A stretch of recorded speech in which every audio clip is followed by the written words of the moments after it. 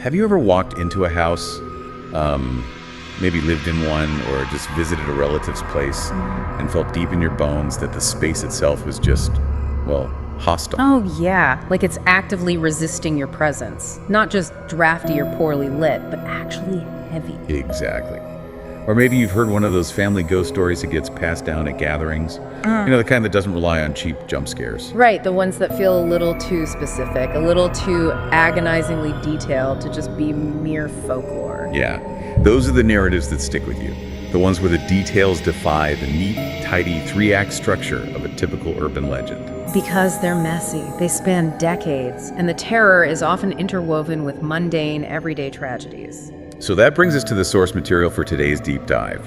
We are looking at a thoroughly documented, honestly spine-chilling interview from the Bengali YouTube show, Retkotha Live Horror Podcast. Yeah, the guest is this young man, an accountant named Riddick, and he sits down to share a multi-generational account of supernatural terror and real-world tragedy. And this is all centered around his family home in the Dum Dum Cantonment area of Kolkata. So our mission today isn't just to retell a scary story, right? No, absolutely not. We want to unpack this dense, really emotional narrative. We need to see how historical trauma, alleged generational curses, and the brutal reality of systemic apathy all combine. Right. We're looking at this firsthand account to try and understand how the human mind and body process extreme, unexplainable grief, especially when the literal walls around them seem to be closing in.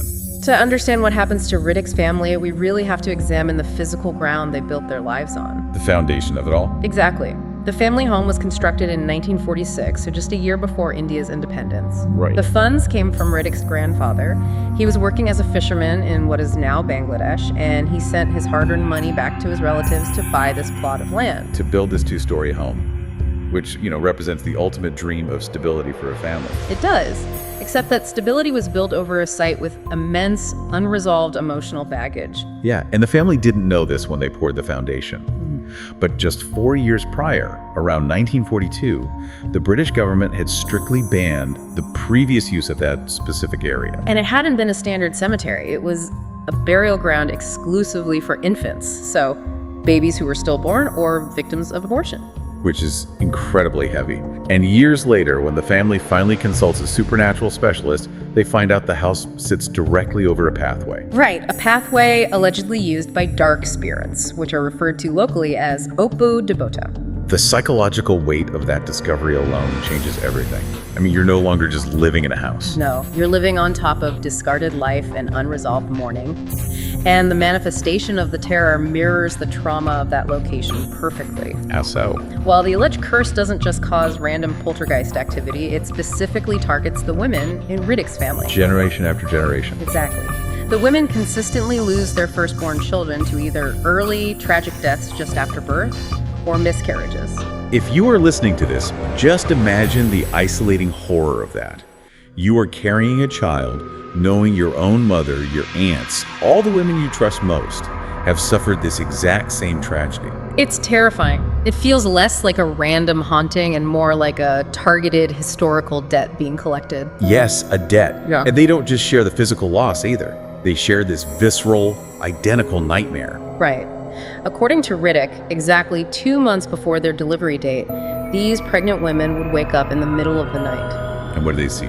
They look down and see a figure sitting at the foot of their bed, and this figure is holding a crying baby in its lap, literally chewing on it with blood dripping from its mouth. Oh man, that is horrific. It really is. But the human brain is a pattern recognition machine. When an entire lineage of women experiences the same vivid hallucination at the exact same point in their pregnancy, we have to look at shared trauma. Right, the land absorbed the grief of lost children, and the psychological environment of the family just perpetuates that exact same flavor of grief. Exactly.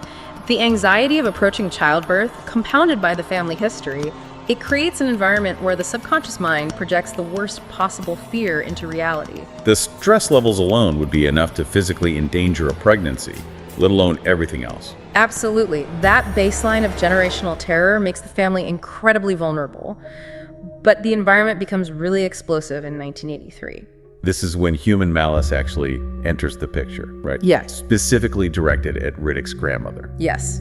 We're talking about the introduction of Balasan, which is a targeted dark spell or black magic. And the mechanics of this spell are fascinating just because of how indirect they are. Right. Riddick explains that a jealous relative didn't curse the grandmother directly. Instead, they allegedly placed this black magic on a thriving guava tree in the family's courtyard. Tying the tree's life force to the grandmother's life force. Yes. The logic dictated that as the tree aged, withered, and eventually died, she would sicken and die right alongside it. It is a form of supernatural sympathetic link. It's like a localized botanical voodoo doll. That's a great way to put it. The family is completely unaware of the curse at first, but they eventually decide the guava tree is attracting too much negative attention. Maybe it was overgrown or causing structural issues, so they decide it needs to be chopped down. Right. They hire woodcutters. It's a Thursday, specifically the Thursday right before Good Friday. And several woodcutters actually refuse the job. Because they feel a bad vibe from the property. That, and some cite a local superstition that cutting trees on a Thursday is highly inauspicious.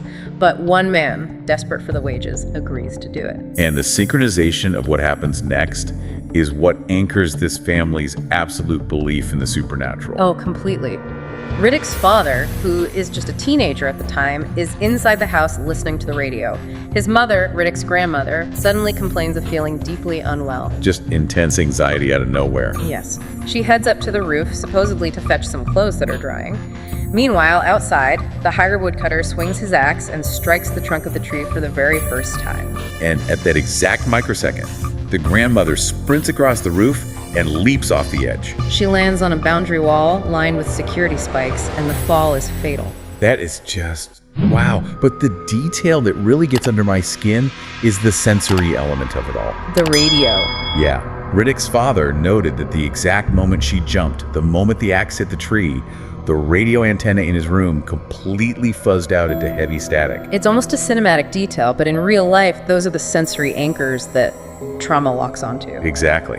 Whenever that family hears radio static, they are going to be transported right back to that death. So, to survive the psychological fallout of that day, the family takes drastic action. They bring in a specialist who casts Abandon, a protective magical ward, over the entire property. But there's a catch. There's always a catch. What is it? The specialist issues a very specific, terrifying constraint. The spell is only effective for 20 years. Which is such a bizarre concept to me. A protection spell with an expiration date. It's like a supernatural subscription running out, and you have to renew your metaphysical antivirus software, or the demons get back in. Right, but let's look at the biology of this. If you know you have exactly 20 years of safety, you spend year 18, year 19, and year 20 living in a state of escalating sheer panic. Your body is just flooded with cortisol. Yeah. I mean, are they actually experiencing a paranormal breach when the clock runs out? Or are they experiencing the physiological collapse of a family that has been holding its breath for 2 decades? Well, in medicine, there's a phenomenon called the nocebo effect, the evil twin of the placebo effect. Right, where believing something will harm you actually causes physical symptoms. Exactly. If you genuinely believe you are cursed, or that your protection has vanished, your brain can manifest real, detrimental physical symptoms. Your immune system drops, your perception of reality frays. And when that 20-year mark hits, the occurrences return with a vengeance. Neighbors report seeing the deceased grandmother's spirit up on the roof. Yeah, with her hair down, singing while she gathers phantom clothes. And the terror moves inside the house, too. Riddick's aunt is awake at 4:30 in the morning. They have this older outdoor bathroom setup. She hears water running at full pressure, right? Yes, the tap is wide open, filling the basin. But when she goes to look, the space is completely empty. The sheer, overwhelming panic causes her to fall and shatter her leg. The injury is so severe she never goes on her morning walks again. So regardless of whether you believe a ghost turned on the tap, the physical consequence, a broken body, and a loss of mobility is undeniably real. Yeah, and that physical toll becomes the defining theme of the next era for the family. By 2016, the chronic anxiety has manifested into severe medical crises. Riddick's father develops end-stage liver disease. And while his father's body is failing, Riddick himself experiences a bizarre physical anomaly, one that really blurs the line between the medical and the mystical. So Riddick is spending his days at R.G. Carr Medical College and Hospital. He's standing in exhausting queues, fighting through the bureaucracy just to get his father seen. And he comes home one evening, looks in the mirror, and discovers a sudden dark patch has appeared on his left outer cheek. A spot that absolutely was not there that morning. Doctors later explained this medically, of course. Riddick always had a birthmark on his tongue. Okay. And due to a massive sudden spike in melanin triggered by extreme sustained psychological stress, the pigmentation essentially migrated or spread to his outer cheek. But to his mother, who has spent her life watching curses dismantle her family, this sudden dark mark is terrifying. Naturally, it looks like a supernatural brand. It's physical proof that the environment is consuming her son. Think about the last time you were chronically stressed. Maybe you broke out in hives or your hair started thinning. Now multiply that by the belief that a generational entity is actively hunting your bloodline.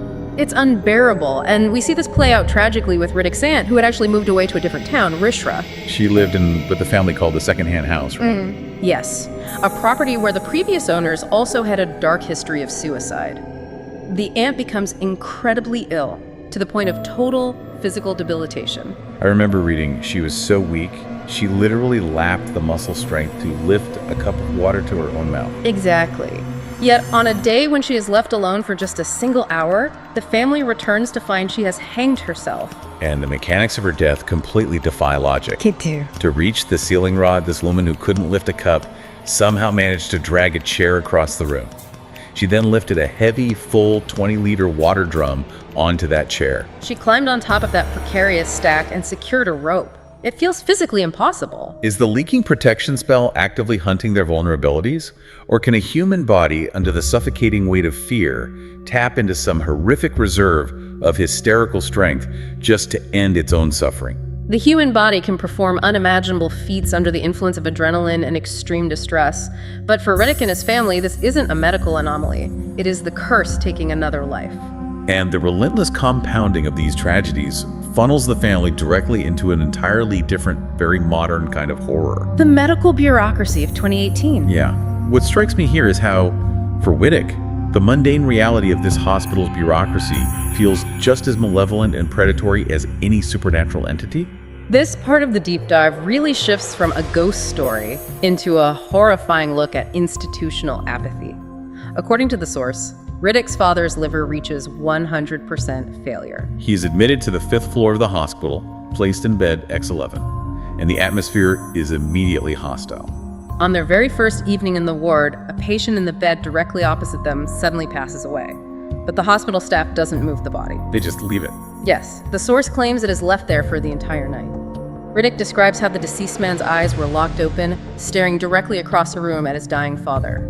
Put yourself in Riddick's shoes for a second. You are a young college student. You are watching your father slowly die. And you have to physically stand in front of his bed to block his line of sight, so he doesn't have to stare at a corpse while he tries to rest. The isolation is immense. And it peaks later that night, around 4:30 a.m. Riddick desperately needs to use the restroom, but the public facilities are closed or inaccessible. So he ends up using a restricted elevator, the one designated for police use and for transporting corpses to the morgue. Yes, this is the corpse gate lift.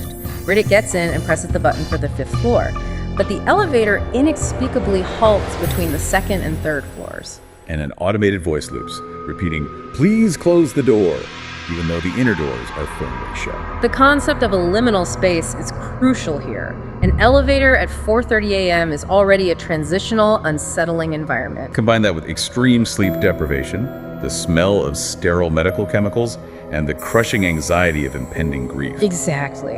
When Riddick forces the outer elevator door open just a crack, he isn't looking at a normal hallway. He is staring into an abandoned, unlit wing of a 19th century hospital.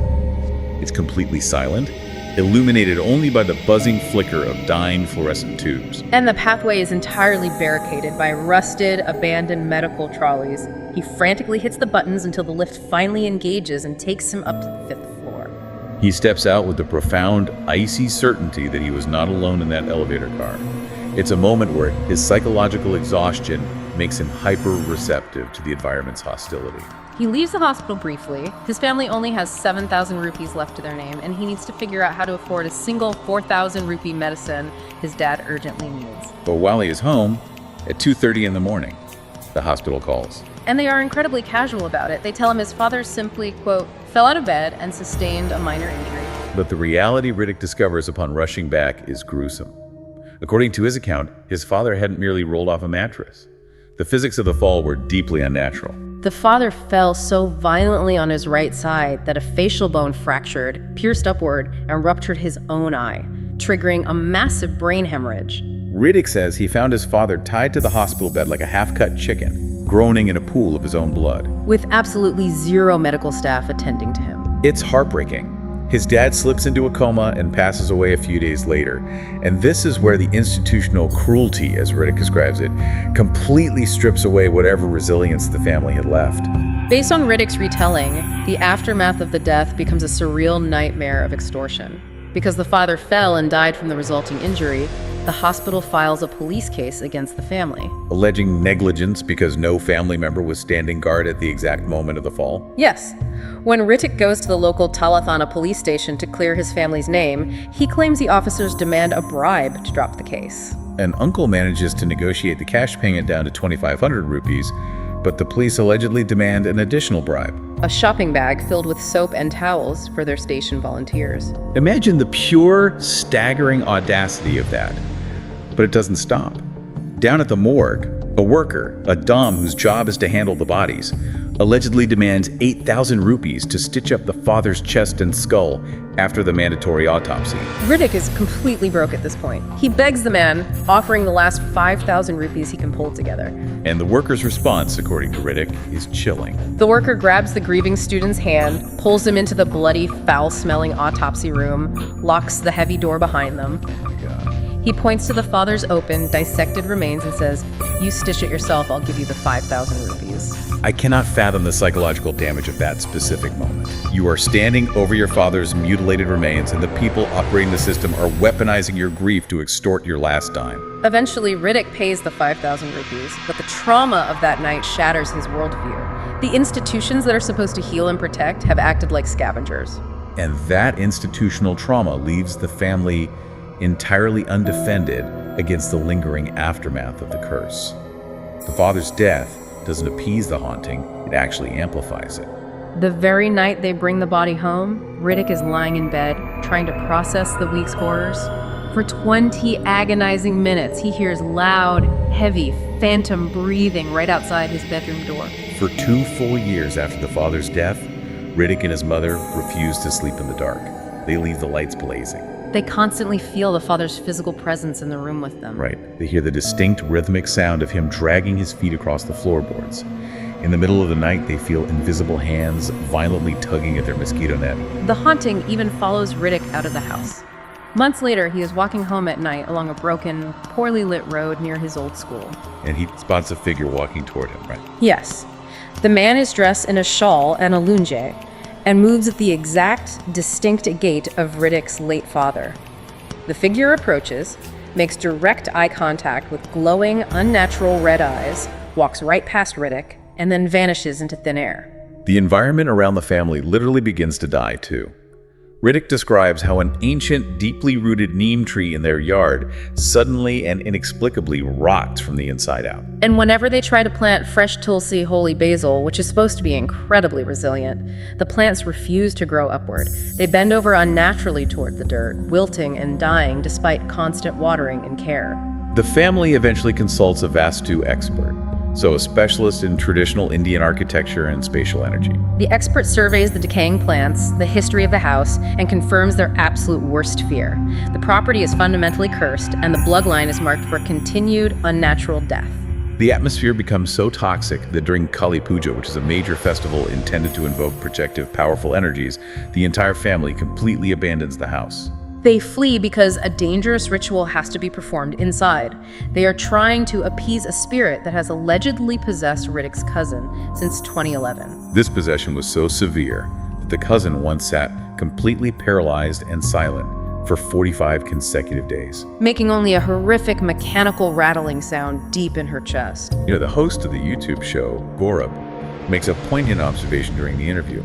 He notes that fundamentally every ghost story is ultimately a sad story about someone who is gone. It's true. When you look at the totality of Riddick's life, the financial ruin, the extortion, the loss of his grandmother, his aunt, his father, it moves beyond fear and settles into profound tragedy. If you take away anything from this deep dive, let it be an understanding of how heavy generational trauma actually is. Whether you believe in black magic, ancient curses, or migrating spirits isn't really the point. No, Riddick's narrative shows us how the compounding factors of grief, deep financial desperation, and systemic institutional failures can merge. They weave together to create a psychological and physical environment that feels, by every definition of the word, entirely cursed. We usually think of hauntings as spirits trapped in a specific location, doomed to pace the same hallways. But looking at that decaying ancient neem tree and the freshly planted basil bending over to die in the dirt, it forces us to ask a much larger question about the physics of human emotion. What do you mean? Is it possible that a family's collective overwhelming grief and terror can actually become so dense, so heavy, that it alters the physical environment around them? That's a fascinating thought. Does extreme, unending trauma leave a literal, measurable footprint on the earth? Think about that the next time you walk into a house that just feels, well, wrong. Maybe the house isn't haunted by the dead, maybe it's just buckling under the weight of the living.